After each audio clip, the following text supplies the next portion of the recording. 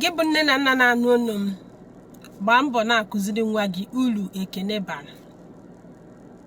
Gbaa mbọ na-akụziri nwa gị na ikene mmadụ mara mma. Ọtụtụ ụmụaka ugbu a amaghịzi otu esi ekene mmadụ. Ha hụzie ndị tọrọ ha, ha na-ene ha n'anya. Gị fụ obere nwa, ya fụ okenye, ya na-ene ya n'anya.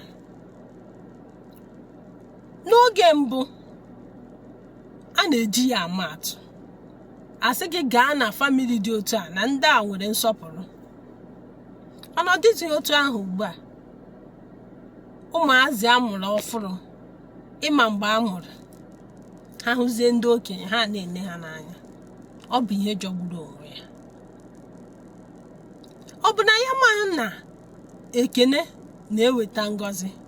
E nwere onye ị ga-ekene, ya agọzi gị sị gị nwa m, ya dịkwara gị mma. E nwere onye ya ekene, ya achọọ ka ọ mụta ebe famili nwa si wee pụta. Mana ọ dịghịzi otu ahụ ugbu a.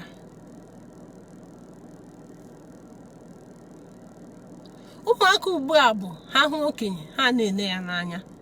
Nke ka njọ bụ na ị ga-eji ọnụ gị wee sị ya nwa m pụta n'ụra, ma ị sị ya nne good morning, ya na-ene gị n'anya. Ọsọ ya ekene gị, ọsọ ya aza gị, ọsọ ya ọ gaghị aza gị. Ọ bụ ihe jọgburu onwe ya.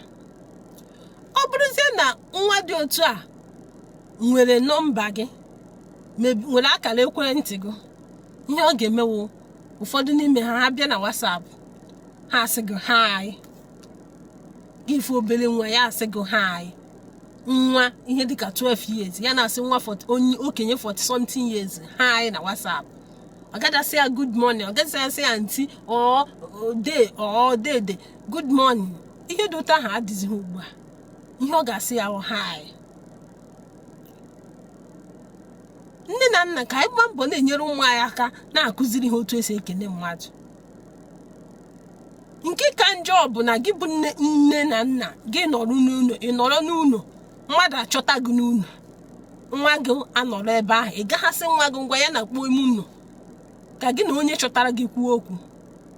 Nwa gị anọrọ ebe ahụ, eweta ọjị gị na ya ata, akọta akụkọ, nwa gị esoro gị kọchapụ ya.